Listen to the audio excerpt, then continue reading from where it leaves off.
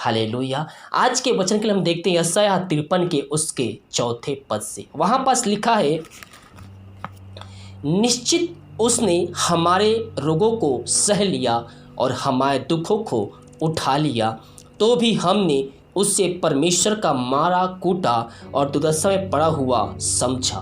परंतु वह हमारे ही अपराधों के कारण घायल किया गया, वह हमारे अधर्म के कामों के कारण कुचला गया, हमारी ही शांति के लिए उस पर ताड़ना पड़ी कि उसके कोड़े खाने से हम लोग चंगे हो जाए। मेरे प्रियो, यीशु मसीह ने जो दुख दर्द हमारे लिए सहा है, हम उसके कोड़े खाने से हम चंगे हो चुके हैं। हम पापों में डूबे हुए थे, हमें बचाने वाला कोई नहीं था इन पापों से, लेकिन परमेश्वर के द्वारा अपने पुत्र को इस पृथ्वी पर भेजा कि इस पृथ्वी के सारे पापों को अपने ऊपर ले ले, और जो कोई उस पर विश्वास करे, जो कोई उसको अपने जीवन का उद्धार करता स्वीकार करे और विश्वास करे परमेश्वर ने मरने में से जिलाया है, तो निश्चित ही उद्धार को पाएगा। जब हम अपने पापों की क्षमा उससे मांगते हैं तो हम अनंत जीवन को प्राप्त करते हैं, क्योंकि जो कोई उस पर विश्वास करता है वो लज्जित नहीं होगा। यहाँ पास कहता है, निश्चित उसने हमारे रोगों को सह लिया। हो सकता है वीडियो देखने वाले भाई बहन के जीवन में रोग हो, बीमारी हो, आपकी बीमारियों को यीशु मसीह ने सह लिया। यहाँ कहता है, निश्चित उसने हमारे रोग को सह लिया, हमारे दुखों को उठा लिया। इस पृथ्वी पर रहते हुए जो भी हमारे जीवन में दुख तकलीफ होता है, यीशु मसीह ने इस पृथ्वी पर रहा है, मनुष्य के दुख तकलीफ को वो सहा है, वो महसूस किया है। हम पृथ्वी पर रहते समय हमारे जीवन में जितने दुख तकलीफ होती है, मेरे प्रियो, वो कलवरी क्रूस पर यीशु मसीह को भेदा गया, उसको भालों से भेदा गया, हाथ और पैर में कीले मारे गए। उस दुख के आगे हमारा दुख, हमारी समस्या कुछ भी नहीं है मेरे प्रियो। यहाँ पास कहता है, वह हमारे ही दुखों को उठा लिया, निश्चित उसने हमारे रोगों को सह लिया और हमारे ही दुखों को उठा लिया, तो भी हमने उसे परमेश्वर का मारा कूटा और दुर्दशा में पड़ा हुआ समझा। परंतु वह हमारे ही अपराधों के कारण घायल किया गया। हम पाप में डूबे हुए थे, आज भी बहुत से भाई बहन पाप में डूबे हैं, लेकिन जो व्यक्ति उस पर विश्वास करता है वो पापों से धुल जाता है, अपने पापों की क्षमा उससे मांगता है, उसको अपने जीवन का उद्धार करता स्वीकार करता है, उसके वचनों पर चलने के लिए उससे वादा करता है, वो अपने लहू से धोकर शुद्ध और पवित्र करता है उस व्यक्ति को और उसको अपने राज का वारिस बनाता है। लेकिन ऐसे बहुत से भाई बहन हैं, उसके राज का वारिस बन गए हैं। अब वो सोचते हैं कि मैं तो प्रभु के राज का वारिस बन गया हूँ, मैं तो प्रार्थना करता हूँ, बाइबल पढ़ता हूँ, बपतिस्मा ले लिया हूँ, अब मुझसे ये स्वर्ग राज का वारिस को कोई भी छीन नहीं सकता।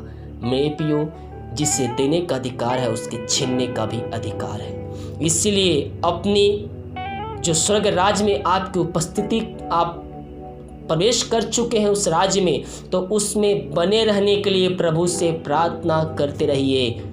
पवित्रताई के साथ जीवन होकर पवित्रताई के साथ अपने जीवन को यापन कीजिए, उसके वचनों पे चलिए, नहीं तो आपको वहां से निकाल कर फिर बाहर फेंक देगा और फिर आपको उसके पास आना पड़ेगा। प्रभु, जो मैंने गलती की है, जो मैंने पाप किए हैं, वो अपने लहू से धोकर शुद्ध पवित्र कर, फिर वो आपको अंदर लेगा, वो अपने राज का वारिस बनाएगा।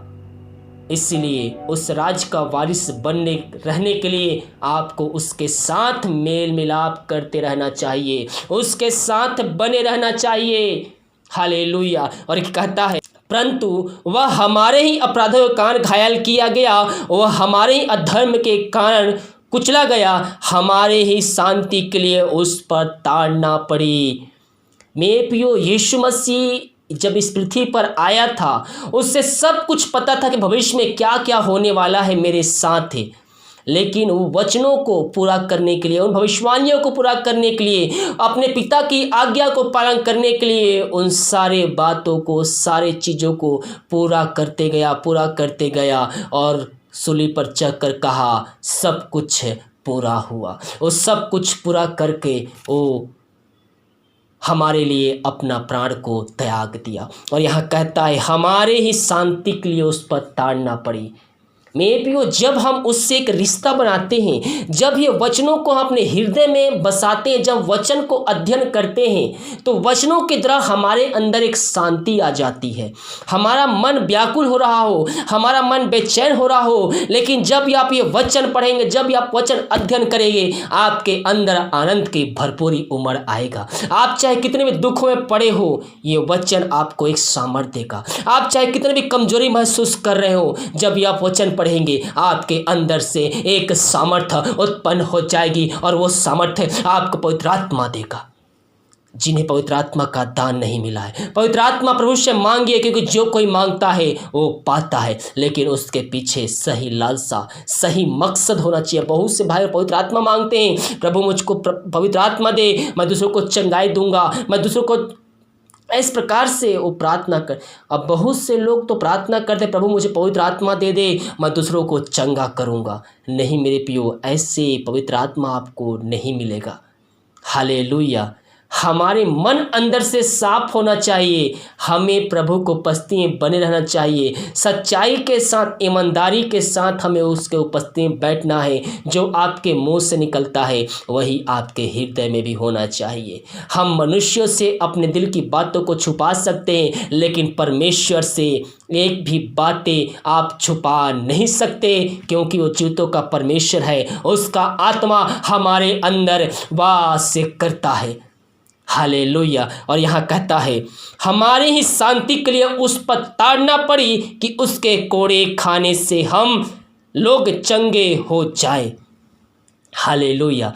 उसके कोड़े खाने से आप चंगे हो चुके हैं, आप चंगे हो चुके हैं। विश्वास कीजिए, विश्वास कीजिए, विश्वास कीजिए, उसके कोड़े खाने से आप चंगे हो चुके हैं। आइए प्रभु को उपस्थिति में बैठकर उससे प्रार्थना कीजिए, पिता परमेश्वर, जो मैंने पाप किए, जो मैंने तेरे विरुद्ध में कार्य किया है, अपने लहू से धोकर शुद्ध पवित्र कर अपने राज का वारिस बना। प्रभु जी, मैं इन वचनों से अनजान था, लेकिन जब मैंने वचन देखा, जब वचन मैंने सुना, जब वचन पढ़ा, तो मेरा हृदय परिवर्तन हो गया इन वचनों के द्वारा। प्रभु जी, आज मैं अपने पापों की क्षमा तुझसे मांगता हूँ। पिता, अपने लहू से धोकर शुद्ध और पवित्र कर अपने राज का वारिस बना। मैं अपने जीवन का उद्धार करता तुझको स्वीकार करता हूँ, मैं तुझको उद्धार करता अपने जीवन का स्वीकार करती हूँ। दोनों भाई बहन अपने मुंह से बोले, प्रभु आपको अपने राज का वारिस बनाएगा। आपके पाप चाहे कितनी बड़ी क्यों ना हो, और रक्त जो प्रभु यीशु मसीह ने हमारे लिए बहाया गया है, वो लहू में वो सामर्थ्य है जो हर एक पापों को धोकर शुद्ध और पवित्र करेगा और आपको अपने राज का वारिस बनाएगा। जो भी सच्चाई के साथ, ईमानदारी के साथ उसके पास आया है, वो खाली हाथ नहीं गया है मेरे प्रियो। वो आपको अपने लहू से धोएगा, वो आपको अपने राज का वारिस बनाएगा। पिता, इन सारे भाई बहनों को हम तेरे हाथों में सौंपते हैं। पिता, इन वचनों को पिता परमेश्वर सुनकर इनका हृदय परिवर्तन हो जाए। पिता परमेश्वर, ये तुझ पर विश्वास करने वाले हो जाए, और आज ही ये भाई बहन अपने जीवन का उद्धार करता तुझको स्वीकार करने वाले हो जाए। तूने ऐसा ही किया, हम धन्यवाद देते। प्रार्थना सुना, धन्यवाद यीशु के नाम पिताजी आशीष मांगते, सुंदर से ग्रहण कर। आमीन, आमीन और आमीन। हालेलुया। मेरे प्रियो, आप सभी जितना प्रार्थना को महत्व देते हैं, उतना वचन को भी आप महत्व दीजिए। जिस प्रकार से आप प्रार्थना के लिए इंतजार करते रहते हैं कि 5 बजे और 7 बजे प्रार्थना आएगा, नाइट का और मॉर्निंग का, उसी प्रकार से 6 बजे वचनों का भी इंतजार कीजिए, क्योंकि जब आप वचन को अध्ययन करेंगे, आपके अंदर एक आनंद आएगा, एक सामर्थ्य आएगा, और प्रभु के आप करीब आते जाएंगे। आप प्रार्थना देखते हैं, वचनों को भी सुनिए और इसको दूसरे का शेयर कीजिए, ताकि इन वचनों के द्वारा उनका हृदय परिवर्तन हो जाए और वो भी अपने जीवन का उद्धार करता प्रभु यीशु मसीह को आज ही स्वीकार करने वाले हो जाए। परमेश्वर किसी का कर्जदार नहीं रहता है। जब आप ये प्रार्थना को, जब वीडियो को आप शेयर करते हैं, वचनों को शेयर करते हैं, और दूसरे देखने वाले भाई बहन वो अपने जीवन का उद्धार करता प्रभु यीशु मसीह को स्वीकार करता है, तो प्रभु उसके बदले आपको आशीष देगा, क्योंकि वो किसी भी किसी का कर्जदार नहीं रहता है। आपको नहीं पता चलेगा कि वो भाई बहन अपने जीवन को उद्धारकर्ता स्वीकार किया नहीं किया। जब आप शेयर करेंगे, आप के प्रार्थना शेयर करेंगे, उसका जीवन देखेगा, उसका हृदय, उसका जीवन धीरे धीरे परिवर्तन हो जाए, क्योंकि मसीह में हम जो भी करें वो कभी भी व्यर्थ नहीं जाता है, बल्कि वहाँ से फल लेकर ही उत्पन्न होता है। हालेलुया। इसलिए आप शेयर कीजिए वीडियो को, और जितने भाई बहन देखेंगे उन सब के बदले प्रभु आपको आशीष देगा। हालेलुया। God bless you.